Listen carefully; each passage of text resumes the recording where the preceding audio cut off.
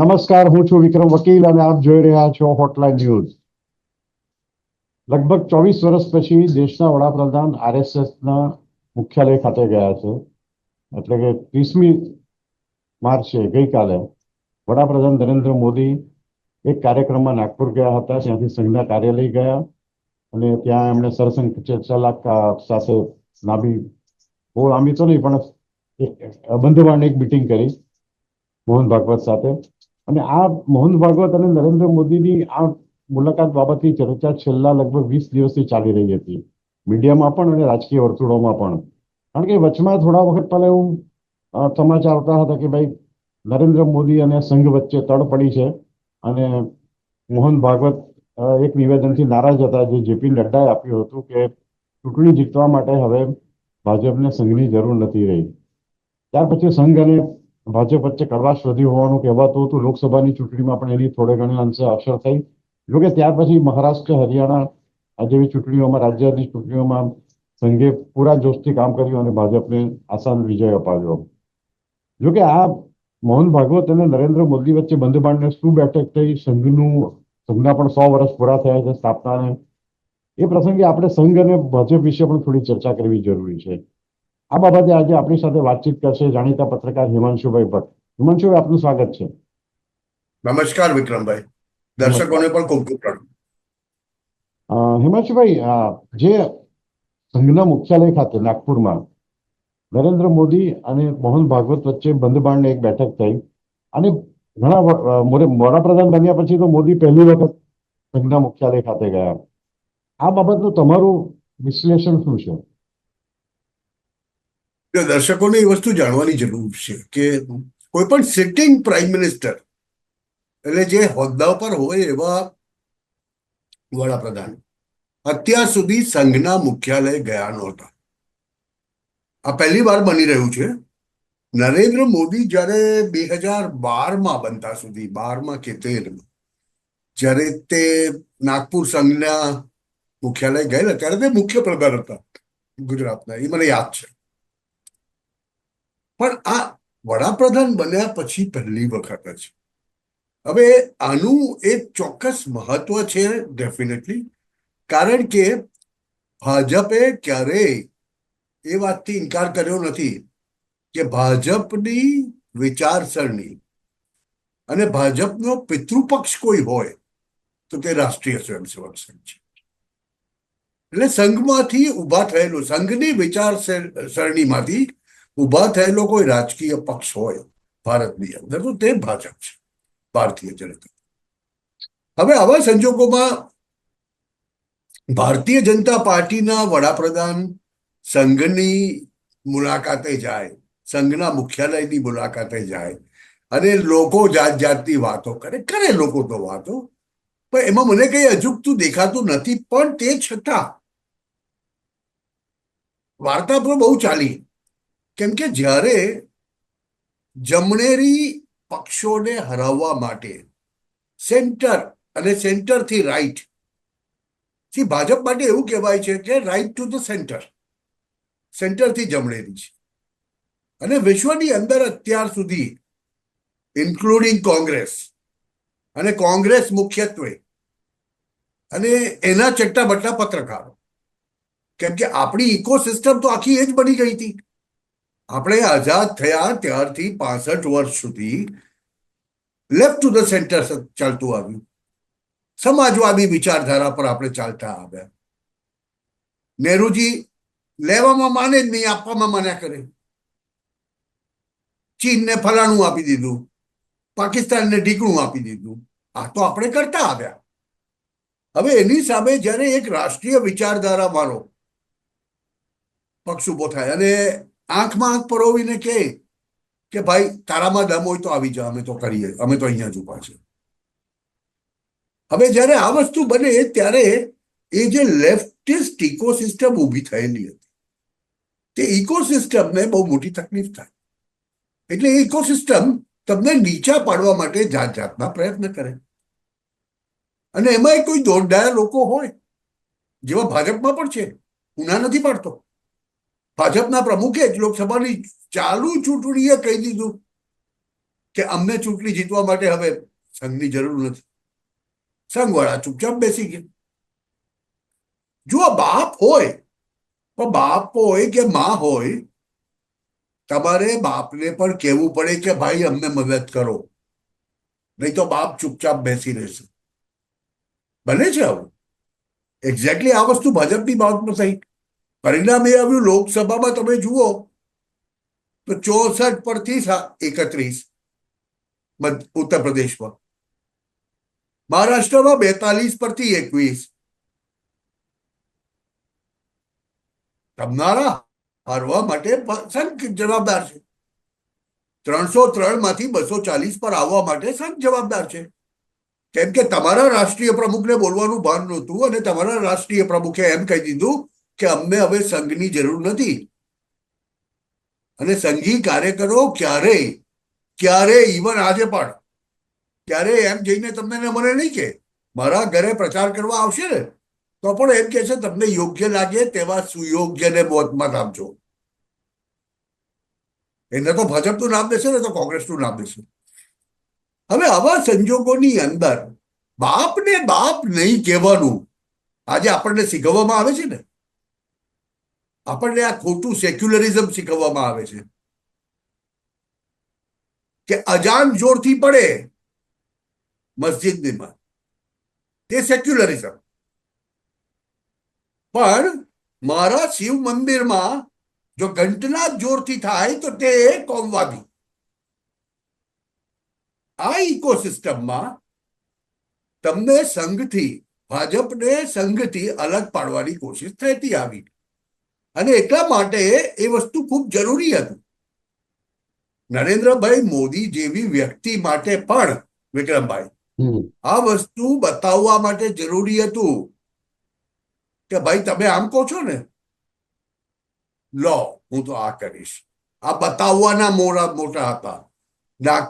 નાગપુરનો એક દંગો થયો ને અઠવાડિયા પહેલા, આંતરરાષ્ટ્રીય મીડિયામાં શું લખાયું છે? એમ લખાયું કે ભારતના એક ટાઉનમાં બહુ મોટું હુલ્લડ એક ફિલ્મને કારણે. તો નરેન્દ્ર મોદીએ જવાબ આપવો પડ્યો. નરેન્દ્ર મોદીએ શું કર્યું? બીજે જ દિવસે જાહેરાત કરી કે છાવા ફિલ્મને ભારતની પાર્લામેન્ટમાં બતાવીશું. આ જવાબ હતો લેફ્ટિસ્ટ ઇકોસિસ્ટમને.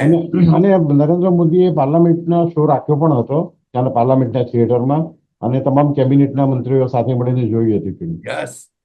અને આ એક જવાબ હતો દુનિયાને કે કશું નથી, આ ફિલ્મ અમે પણ જોઈએ છીએ, આ નાટક છે. અને આને કહેવાય ઇકોસિસ્ટમને તેમની જ ઇકોસિસ્ટમથી આનો જવાબ આપો.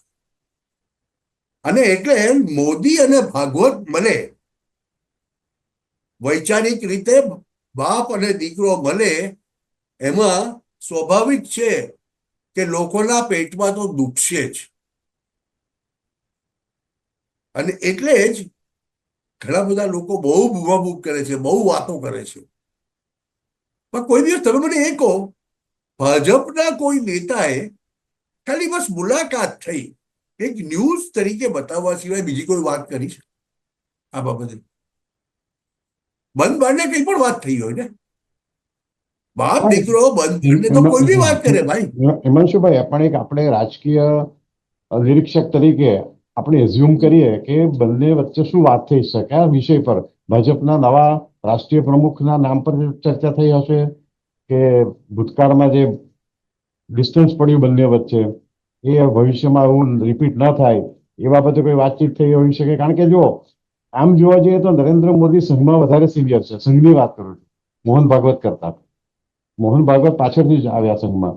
મોદી પ્રચારક તરીકે ઘણા પહેલાથી હતા, બરાબર. અને એ રીતે મોદી હવે ભલે હમણાં નરેન્દ્ર મોદી વડાપ્રધાન છે એટલે એ આખું એની ગરિમા અલગ છે. મોહન ભાગવત સરસંઘચાલક છે, એમની સ્થાન એ બરાબર છે. પણ આ બંનેનું રિસ્પેક્ટ સંઘ અને ભાજપમાં એક સરખું જ છે. જે સંઘ અને ભાજપના કાર્યકરો છે એમને આ બંનેને સાથે જોઈને એક શાંતિ થઈ હશે, એક પ્રકારની સુખની અનુભૂતિ થઈ હશે. જે થોડી ઘણા વખતથી શંકાની વાતો ચાલ્યા કરતી હતી, તો એમના માટે એક પોઝિટિવ પિક્ચર હતું કે વિડીયો હતો જે એમણે જોયો તે. પણ આપણે એઝ્યુમ કરીએ તો સંઘ અને ભાજપના જે સંબંધો આટલા વર્ષોમાં રહ્યા છે, ભૂતકાળમાં કદી કોઈ આવી રીતના ડિસ્ટન્સ પડતું તમને ખ્યાલ છે? આ પડ્યું હોય એવું કંઈ? ડિસ્ટન્સ અત્યારે પણ નથી પડ્યું. એક ગેરસમજણ હતી. કેટલાક લોકોની કેટલીક વાતોને કારણે, કે એક વાત એ હતી જે જેપી નડ્ડા બોલ્યા, બીજી વાત એ હતી કે યોગી સંઘમાંથી નથી એટલે યોગી સ્વીકૃત નથી વાળી વાર્તા હતી. પણ આમ જોવા જઈએ તો હવે હું જે દિવસથી નરેન્દ્રભાઈને જાણું છું ને, નરેન્દ્રભાઈ મોદીને, તે દિવસે 1984 પહેલા ત્યારથી નરેન્દ્રભાઈ સંઘના એક સ્વયંસેવક હતા.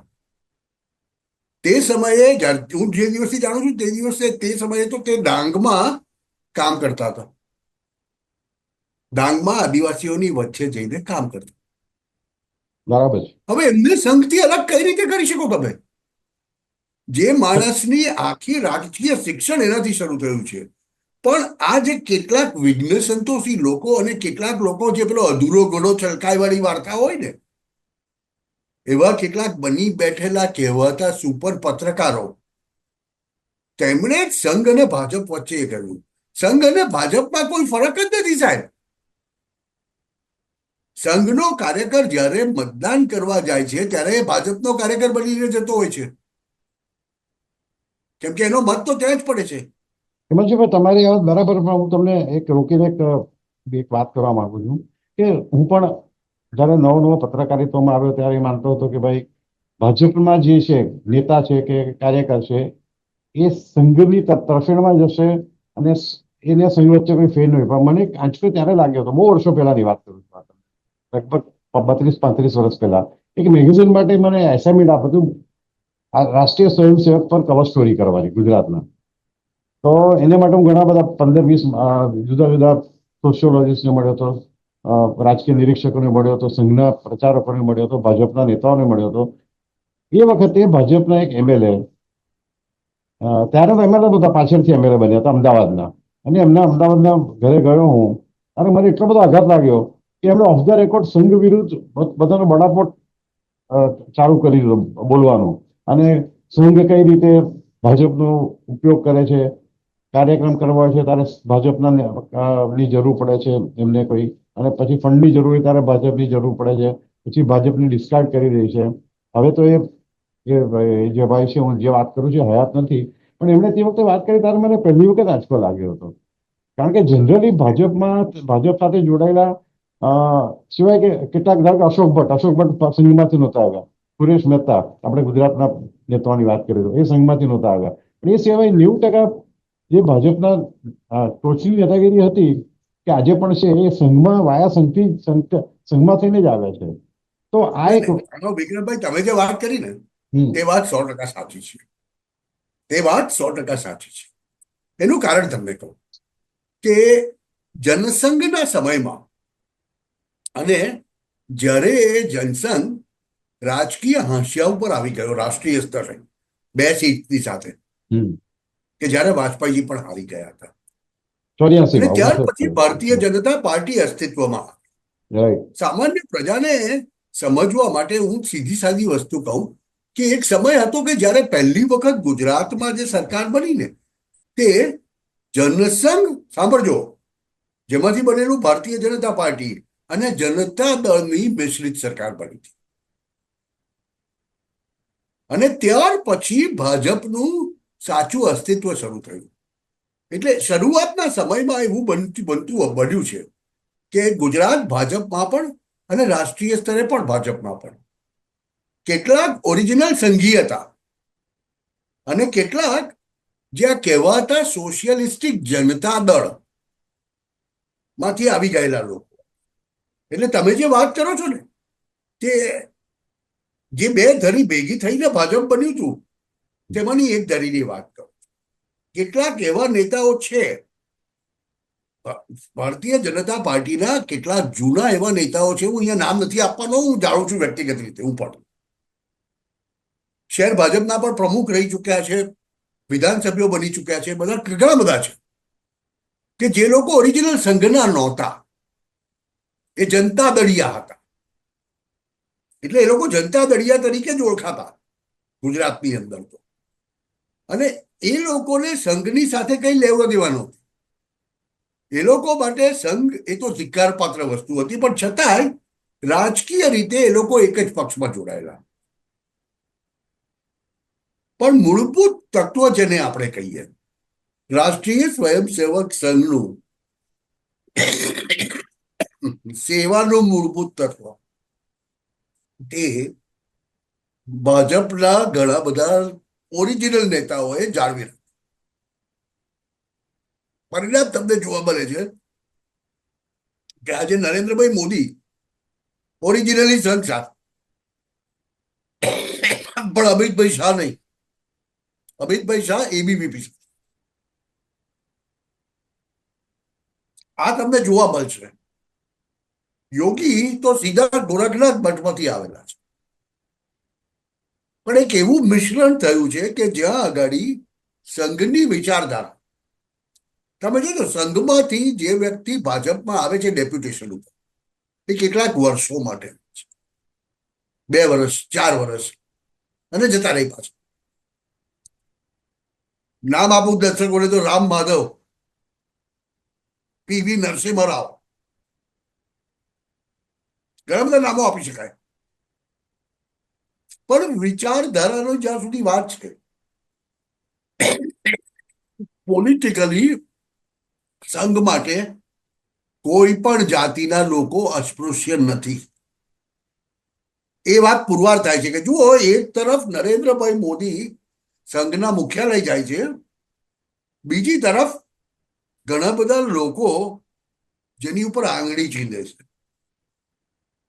કેમ કે બિહારની ચૂંટણી આવે છે એટલે ઈદી પણ મોકલાય છે એક કમ્યુનિટીને, સોગાતે મોદી. મારો તો એ સીધો સવાલ છે વિક્રમભાઈ. ઘણા બધા સુપર હિન્દુ આ સવાલ કરે છે. હું મારી જાતને શું માનું છું તે અત્યારે મહત્વનું નથી, કેમ કે હું બહુ મોટી કમ્યુનિટીમાંથી છું, મને નહીં મળે. કેમ? મારો મૂળભૂત સવાલ એ છે, હું પણ આ દેશનો નાગરિક છું, મને એ કેમ નહીં મળે? અને એક ચોક્કસ કમ્યુનિટીના વ્યક્તિને જ મળશે. આ સવાલ પણ હિમાંશુભાઈ, જે તમે સોડા કે મોદીની વાત કરી, બાબત પર પણ આપણે એક સ્ટોરી કરી હતી 2 દિવસ પહેલા. પણ એમાં પણ બહુ લિમિટેડ માણસોને મળશે, કારણ કે એ મુસ્લિમો માટે છે, અને મુસ્લિમોનું જે ભારતનું ભાજપનો માઇનોરિટી સેલ છે એના દ્વારા આ વહેંચવામાં આવશે, અને 35 લાખ કે 33 લાખ છે. એટલે બહુ મેજર, એટલું બધું ડિસ્ટ્રીબ્યુશન પણ મોટું નથી. એટલે બહુ, પણ ચાલો 35-33 લાખ હિન્દુઓને કરો ને. હા બરાબર છે, પણ એટલે એ જ કહેવા માંગુ છું, પૂછવા માંગુ છું તમને કે આ આરએસએસ ની પરવાનગી લઈને મોદીએ ભાજપે આ પગલું લીધું હશે, કે આરએસએસ ના વાંધા છતાં પણ લીધું હશે? જો આરએસએસ ના વાંધા છતાં એવું કેમ માની લો છો તમે કે આરએસએસ નો વાંધો છે? નહીં, આ તો પૂછું છું તમને કે આરએસએસ, એટલે મારો સવાલ એ છે આરએસએસ ની કે એ અપ્રુવલ જયારે હશે આમાં? પત્રકારો, નહીં, આપણે લોકો આ બાબતે જયારે આ સવાલો કરતા હોઈએ છીએ ને, આ એક બાબતે પત્રકાર તરીકે હું તમને, આ બાબતે સંઘની અપ્રુવલ હશે, તમે માનો છો? સંઘની અપ્રુવલ લેવાની જરૂર શું છે સાહેબ? પહેલી વસ્તુ તો નહીં, નંબર અપ્રુવલ 1, નહીં લીધી હોય તો સંઘને ગમ્યું હશે ખરું આ પગલું? એમ, ભાજપ એક રાજકીય પક્ષ છે, સંઘ એક સામાજિક સંસ્થા છે. બેની એન્ટિટી સંપૂર્ણપણે જુદી જુદી છે.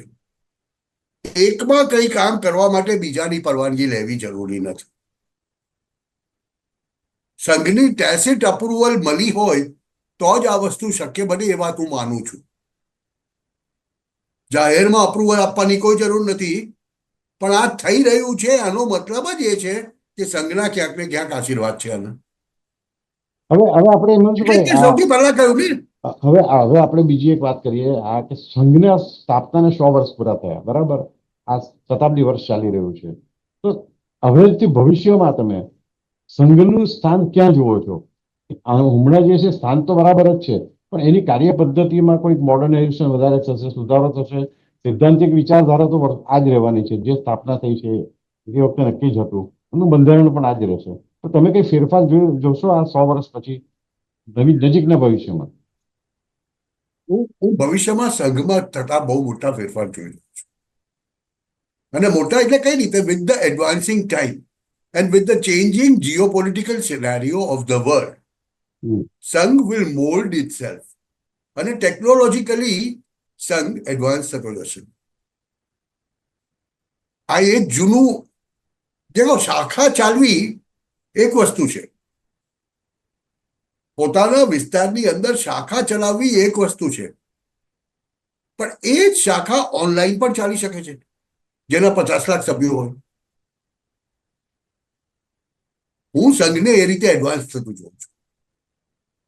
કે એક ચોક્કસ વિચારધરણી છે, એક ચોક્કસ વિચારધારા છે, કે જે વિચારધારા રાષ્ટ્રવાદની વિચારધારાને સંમેલિત છે, રાષ્ટ્રવાદની વિચારધારાને પ્રોત્સાહન બળ પૂરું પાડે છે. હવે આ રાષ્ટ્રવાદની વિચારધારાને તમારે વિશ્વભરમાં આગળ કરવી પડશે જો આ કહેવાતા વોક જનરેશનથી બચવું હશે તો. અને અહીંયા હું જોઉં છું સોશિયોલોજીકલી સંઘની બહુ મોટી ભૂમિકા. કે એવું કેમ, વિક્રમભાઈ, મારો સીધો પ્રતિ સવાલ છે દર્શકો માટે પણ, એવું કેમ કે 1% ભારતીય યુએસએમાં રહે છે, પણ આ 1% ભારતીયોની વાર્ષિક આવક યુએસમાં સૌથી વધુ છે, અને આ 1% ભારતીય 60% ટેક્સ ભરે છે યુએસએનો. અને જ્યાં જ્યાં ભારતીય છે, એટલે અપવાદો હશે દર્શક મિત્રો, કોઈ પાછું એમ કહેશે કે હિમાંશુભાઈ તો ખોટું કહી રહ્યા છે, અપવાદો હશે, પણ ઇન જનરલ કહું છું, એક ભારતીય કુટુંબ રહેતું હોય ને તો તે યુએસએમાં રહે કે ભારતમાં રહે, મોટે ભાગે સંયુક્ત કુટુંબમાં રહેતું હોય છે. પણ આ કહેવાતા ઘોડિયાઓનું કુટુંબ હશે ને તો મા બાપ દીકરો દીકરી 4 જણા 4 જુદું જુદું રહેતા હશે. આપણે ત્યાં એક જ રસોડે એકી સામટા મા બાપ દીકરો દીકરી જમતા હશે. આ જે સોશિયોલોજીકલ અપબ્રિંગિંગ છે, કલ્ચરલ અપબ્રિંગિંગ છે, તેમાં હું સંઘનો બહુ મોટો રોલ જોઈ રહ્યો છું વિશ્વભરમાં. એવી જ રીતે મારો બુનિયાદી સવાલ છે વિક્રમભાઈ આજે તમારી હોટલાઇન પર, કેમ મસ્જિદ સાથે મદ્રેસા હોય છે, ચર્ચ સાથે કોન્વેન્ટ હોય છે, તો મંદિર સાથે એક ગુરુકુળ બનવા દેવાને કેમ કોઈ બોલતું નથી? અહીંયા સંઘનું કામ આવશે. અને એટલે જ હું જોઈ રહ્યો છું કલ્ચરલી દેશને સમૃદ્ધ કરવા માટે, કલ્ચરલી દેશને એડવાન્સ કરવા માટે. આપણે ભલે ગમે તેટલા ધાર્મિક હોઈએ, હું અને તમે વિક્રમભાઈ ગમે તેટલા ધાર્મિક હોઈએ, પણ જેટલું આઈટીનું જ્ઞાન ભારતીયોને છે એટલું દુનિયામાં કોઈને નથી. એ વાત પણ તો હકીકત છે ને. તો સંઘની ભૂમિકા હું તો આ દ્રષ્ટિકોણમાં જોઈ રહ્યો છું. જે ચોક્કસ. અને આપણે જે રીતે હમણાં જોયું કે વડાપ્રધાનની નાગપુર મુલાકાતનું પડઘા આખા દેશમાં એની મીડિયામાં ને એક રાજકીય નિરીક્ષકોમાં જે રીતે પડ્યા છે એ જ બતાવે છે સંઘનું મહત્વ કેટલું છે. આજે નરેન્દ્ર મોદી બીજા કોઈક સંસ્થાની મુલાકાતે જતે તો એવી ચર્ચા નહીં થતી કે ભાઈ બીજા કોઈ વડાને મળ્યા હોતો, બીજા કોઈ સાંસ્કૃતિક સંસ્થાના વડાને પણ મળ્યા હોતે તો. એટલે સંઘની વાત આખી અલગ છે, અને સંઘ એક પોતે જ આખું એક મોટું પુસ્તક છે જે વાંચવું જરૂરી છે. થેન્ક યુ હિમાંશુભાઈ, તમે આપણી સાથે જોડાયા, હોટલાઇન ન્યૂઝ સાથે જોડાયા. આવા પ્રકારના વિડીયો તમને જોવા ગમતા હોય તો હોટલાઇન ન્યૂઝ ચેનલને લાઇક, શેર અને સબસ્ક્રાઇબ કરો.